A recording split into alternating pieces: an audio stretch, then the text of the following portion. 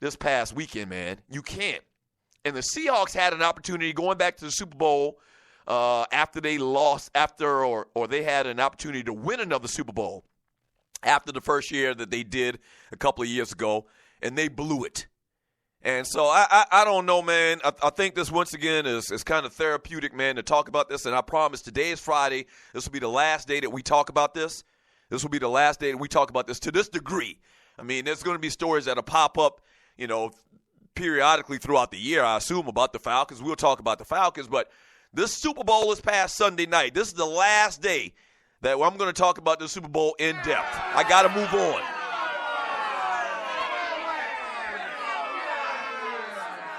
So, I don't know if you're a 49ers fan, how do you feel about Kyle Shanahan getting this job on the circumstances that he just left from? You probably were excited as hell. I'm sure you were very excited if you're a 49ers fan to have this young coach come in and take over the team, take on a new direction. He comes from a football family. He's been around the sport his whole life. And I'm sure you were very excited when the Falcons were up 28-3. Oh, my gosh, this is our guy. This guy calling this phenomenal game and called phenomenal games all year long. This guy's going to be our head coach. I'm sure when the Falcons were up 28-3 that y'all were excited as hell. Yeah.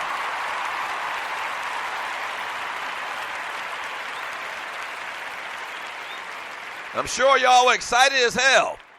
And then the Falcons had the most unbelievable collapse in Super Bowl history.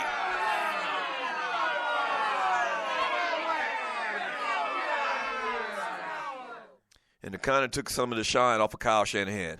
I'm sure it did. I'm sure it did. And, yeah, he's going to have to live with this for the rest of his life. Like, I don't see how you don't wake up every day and that's the first thing you think about on how you absolutely blew it. You did. And we'll see what happens with him. Time will tell, the job that he does in San Francisco. But I'm going to tell you what, man. He can't walk the streets of ATL because he would get pelted with eggs.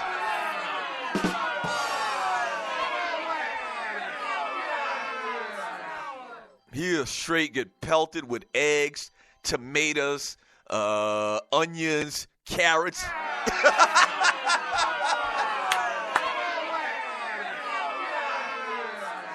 Every type of vegetable you can name and eggs will get thrown at Kyle Shanahan if he ever come on these streets again in ATL, man. What are your thoughts? 404-382-0338.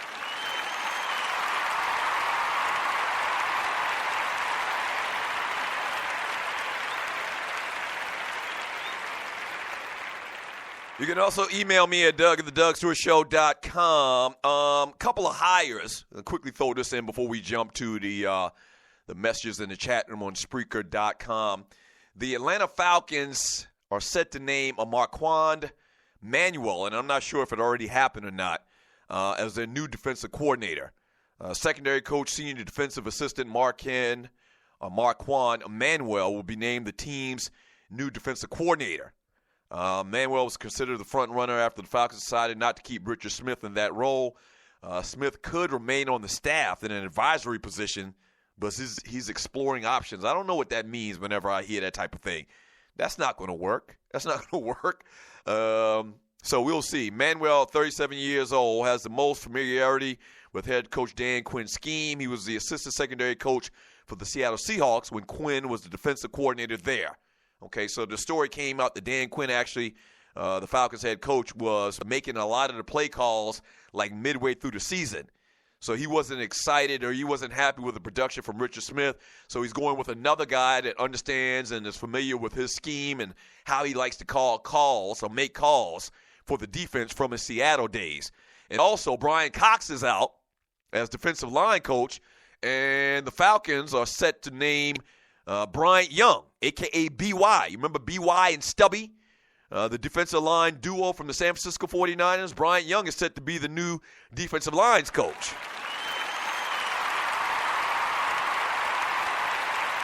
Yeah.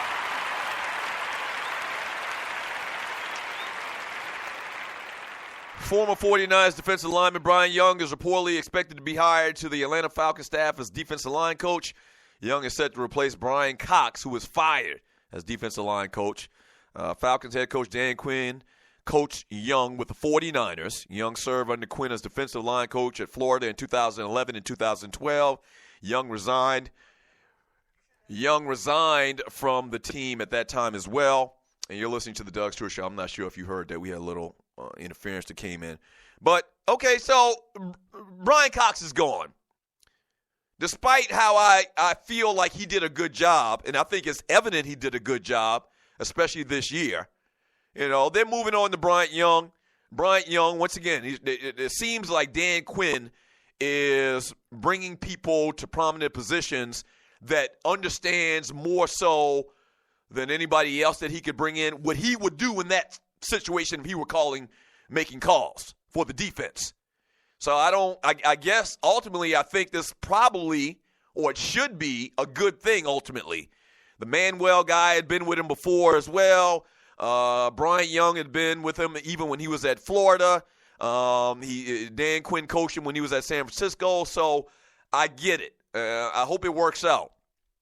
I think, once again, we're probably never going to talk about Brian Cox again. I think Brian Cox did a great job. I think the numbers say he did a great job. If you look at the progression from, once again, Rashid Hageman and Grady Jarrett, who balled out of his mind in the Super Bowl this past weekend. If the Falcons win that game, in which they should have, Grady Jarrett's probably going to be the game MVP. Y'all do realize that, right? Not Matt Ryan, not anybody else. Not Devontae Freeman, who had a good game. It was going to be Grady Jarrett, who had 3 sacks, okay? Tied a record for most sacks in a Super Bowl game in NFL history, in Super Bowl history. He had 3 sacks. He missed a couple of the others, I think, as well. So Grady Jarrett definitely progressed this year, man, and I think in his second year for the Falcons. Rashid Hageman did good. Obviously, Vic Beasley, the league leader in sacks. I mean, Brian Cox did his job. But we'll see what happens with these new hires for the Falcons.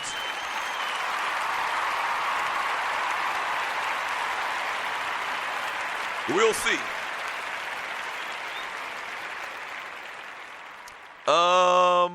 From J. Clyde Censored in the chat room at Spreaker.com, he says, I'm a Niners fan. Excitement gone now. I mentioned how if you're a Niners fan, you were super excited to hear about this young, brazen, energetic, daring coach that was going to be your head guy, And then when Falcons gave up that lead and didn't score another point outside of the one touchdown in the third quarter, went an entire quarter and 9/10 of the way without scoring a point, you had to feel a different type of way. From Andre Elam, the MF saying he ain't hiring an offensive coordinator. What the F? Did he say that?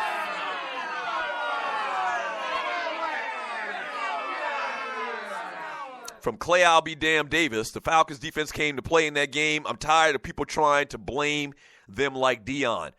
The score was 21-3 at halftime. They gave the New England Patriots, the vaunted New England Patriots, 3 points in an entire half. They did their job. Now, what happened in the second half, I think, was kind of like one of them snowball situations, man. And I don't think the Falcons defense adjusted. I also think a part of the problem was they were trying to be, cautious, and they took their foot off the gas to a large degree, which is understandable. The game is over. They're going to win, especially when they go up 28-3. The game is over. I would play more conservatively. I would just make sure that the Patriots don't score quickly. That's all you. That's your mindset in the second half of that game. So I don't know. There were a lot of different things at play with that defense and their lack of performance in the second half of the game. I totally get it. And you can't blame the defense, though, man. You got to the offense, man, you got to just score one time. You got to get one field goal, and you win the game.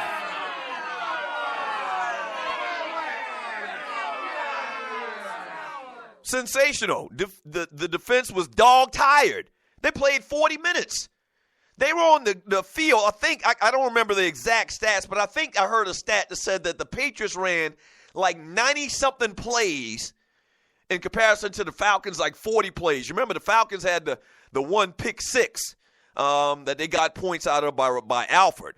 So I mean, the Falcons, in relative terms to the Patriots, I don't know the exact number. The Patriots ran like 90-something plays. That defense was tight as hell. Their tongues were hanging out of their mouths. What?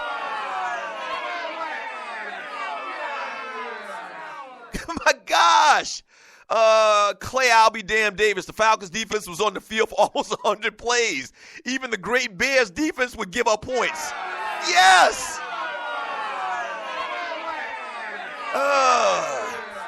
And I mean, they converted third down after third down. You think that they had them stopped, and they just made play after play after play after play, which really leads me to believe that God is a Patriots fan. Like, if you go back and look at that game again, and I need to go back and look at it again, and I'm sure it's probably on YouTube or something like that, man.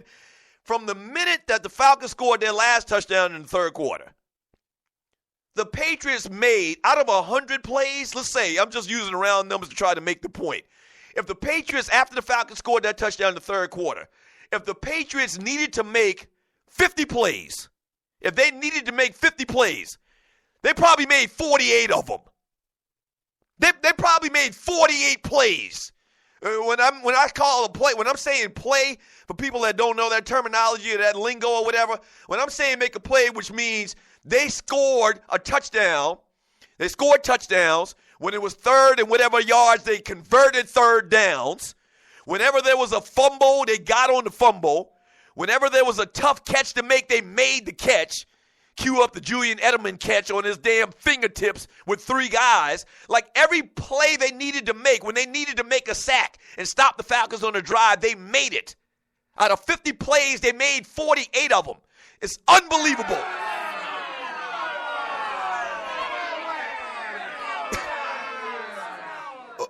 Whenever the Falcons stopped them, magically a flag appeared. Like, the officials made plays for the Falcons too.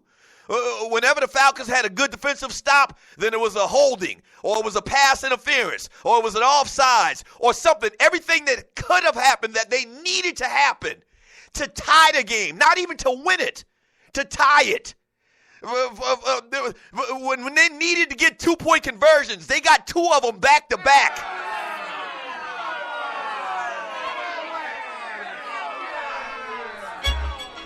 Ooh.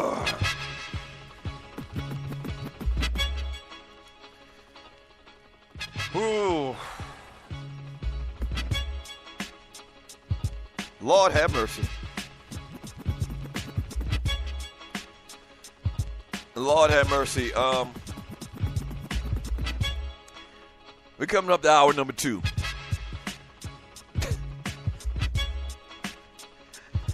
We're coming to hour number 2. I'm laughing because I just had a flashback, and I'm going to have flashbacks for the rest of my life, like most Falcons fans would do. I just had a flashback to, the middle of the third quarter, and everybody in my circle at the party I was at just kept saying, damn, this ain't good, this ain't good. And I kept screaming out, man, y'all niggas crazy.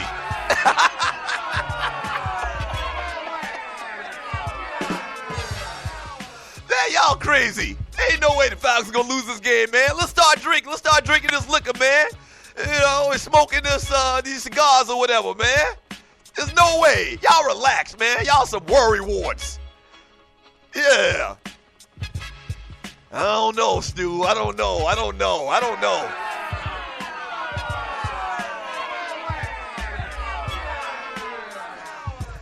Man, y'all tripping, man.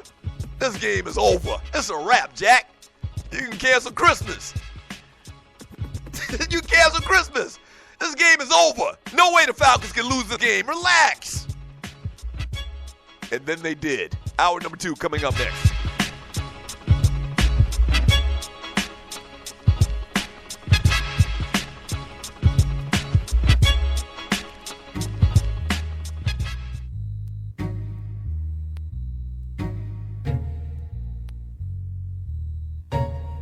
Rhyme theory, mind theory.